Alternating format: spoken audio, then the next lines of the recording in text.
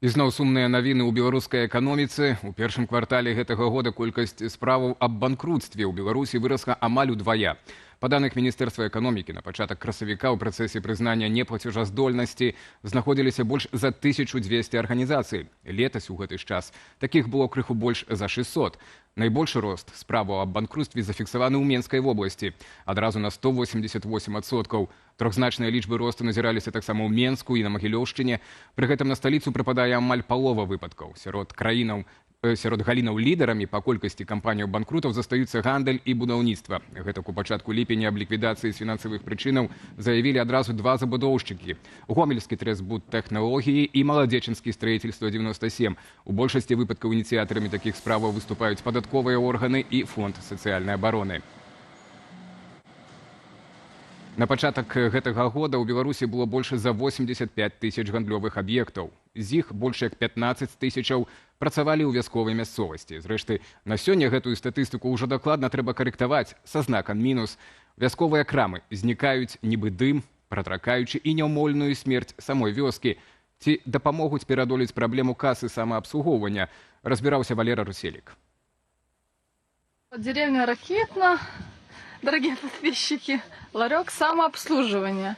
Это настолько надо доверять людям, да?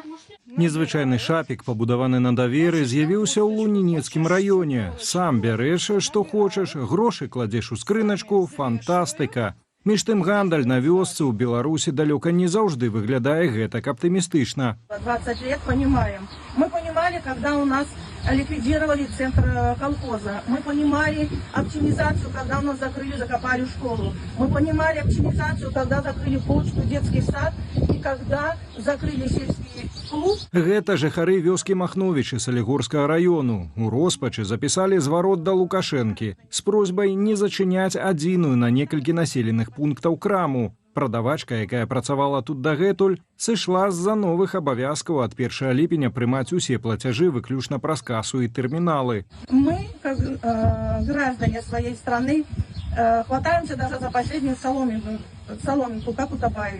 Улады на крик отчаю отреагировали. Ивановна согласилась работать, кассу мы меняем на новый формат, касса будет соответствовать требованиям. Но раздельного учета не будет. Мы будем работать по суммовому учету. Поэтому для 1 сентября. Поэтому вот это время, еще раз говорю, 2 месяца в Любанском райко есть для подбора кадров. Конечно, без вас я ничего не осилю. Пасля чаго ролик, які ў тыктоку набраў сотні тысяч праглядаў, выдалілі. У мяне жонка працавала калісьці ў краме ў вясковай. Там малы таваразварот і, адпаведна, малая зарплата. Там некаторыя ведаю, што працуюць жанчыны проста, каб дарабіць да пенсіі, ты стаж і выйсці на пенсію, а пасля іх ужо, калі не знаходзяць людзей, то таксама зачыняюцца крамы. Тым часам падобная гаротная сітуацыя літаральна па ўсёй краіне. Гэтак у Талочынскім раёне зачыніліся гандлёвыя кропкі адразу ў 6 вёсках, а дзяржаўны манапаліст Белка Абсаюз масава распрадае вясковыя крамы. Як ужо ліквідаваныя, гэтак і тыя, якія яшчэ працуюць. Зрэшты, нават калі крама ёсць, як да прыкладу ў вёсцы Добры Бор Баранавіцкага раёну, то не факт, што там можна што-небудзь купіць. Там чисто, аккуратно, но там пустые полки, нет молока, нет сахара, нет мороженого. Праўладная прапаганда цвердзіць, што скардзяцца выключна аматары таннага хайпу, якія панаехалі з горада і папросту непрызвычайныя да вясковага аскетызму. Вось толькі ці не чыноўнікі гэтак зацята заклікаюць моладзь ехаць у вёскі, даваць ім новае жыццё. А не паедзе ніхто, таму што, нягледзячы на тое, што яны набудавалі гэтых домікаў, бо я бачыў цэлыя вуліцы ў Браслаўскім раёне, ў Мінскай вобласці, недзе на Мядзельшчыне, здаецца, і што цэлыя вуліцы стаяць дамоў, а некаторых дамы нават людзі і не прыехалі. Таму што няма працы. Праца адзіная ў калгасе, ці як там яны зараз называюцца, дзе заробак нізкі, а выбару ў чалавека няма. Не імкнуцца людзі на вёску не столькі праз недахоп гандлёвых кропак, колькі праз адсутнасць працы і годных заробкаў. Валер Руселік, Белсат. Лукашенко зацвердзіў пастанову аб сацыяльным падтрыманні таленавітай моладзі. Сярод лаўрэатаў чарговы раз знайшоўся ягоны сын, студэнт 3-го курсу БДУ Мікалай Лукашенко. Ягоны бацька Александр Лукашенко залучае малодшага сына ў спісы таленавітай моладзі рэгулярна і з моманту паступлення таго ў ВНУ. Усяго ў спісе амаль 200 прозвішчаў, каля сотні пераможцаў алімпіядаў атрымаюць аднаразовыя выплаты і званне спецлаўрэата. Яшчэ 90 студэнтаў і курсантаў ВНУ, штомесячныя спецыяльныя стыпендыі 230 рублёў.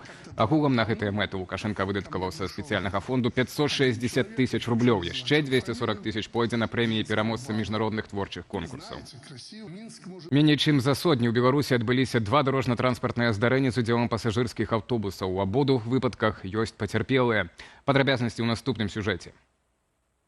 А 7 раніцай ля вёскі Міхалова, што ў Валожынскім раёне, аўтобус, які ехаў маршрутам Вільня-Менск, з'ехаў у кувет. Паводле папярэдняй інфармацыі следчага камітэту, ДТЗ адбылося праз няўважлівасць на дарозе 52-гадовага кіроўцы. У салоне аўтобуса быў 51 пасажыр. У выніку адна асоба атрымала траўмы і была дастаўленая ў больніцу. Астатнім пасажырам медычная дапамога не спатрэбілася. Куды больш сур'ёзныя наступствы мела дарожна-транспартавае здарэнне, што адбылося напярэдадні ўвечары ў Бярозаўскім раёне. Там пацярпелі 15 пасажыраў. Чацвёра з іх апынуліся ў рэанімацыі Бярозаўскай цэнтральнай раённай больніцы. Паводле Міністэрства ўнутраных справаў. По предварительной информации, 56-летний водитель автобуса ПАС при развороте с крайней правой полосы не убедился в безопасности и совершил столкновение с попутным микроавтобусом «Форд» под управлением 40-летнего водителя. Следчы камітэт паведаміў аб распачатай крымінальнай справы ў дачыненні кіроўцы аўтобусу ПАС. Вядзецца разбор, у тым ліку наконт тэхнічнага стану і дазволу на ўдзел у дарожным руху транспартавага сродку.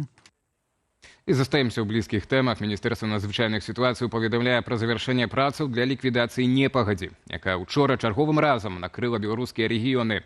Найбольш моцная залева прайшла ў сталіцы. Падтопленыя былі 2 дзясяткі дарог, не працавалі 30 маршрутаў наземнага транспарту. На шчасце, абышлося без ахвяраў.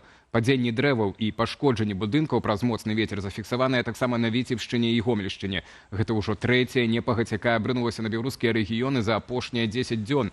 На мінулым тыдні моцна пацярпела Магілёўшчына. Там да гэтага часу працягваюцца працы па ліквідацыі наступстваў. Пры гэтым аранжавы ўзровень небяспекі працягнулі і на заўтра. У чацвер па большай частцы краіны чакаюцца моцныя дажджы, навальніцы, узмацненне ветру. Але каб не завяршаць навінае выданне на негатыве, пакажам вам забаўнае відэа, як і ў залеву могуць здарацца кур'ёзы. Праз моцны дождж у Баранавічах паплыла фігура чыгуначніка з арт-інсталяцыі. Правда, уцячы далёка ёй не ўдалося. Фігуру вылавілі працаўнікі камунальных службаў і неўзабаве з паляпшэннем надвор'я абяцаюць вярнуць яе на месца, да будынку ЗАГСу. Вашай увазе відэа.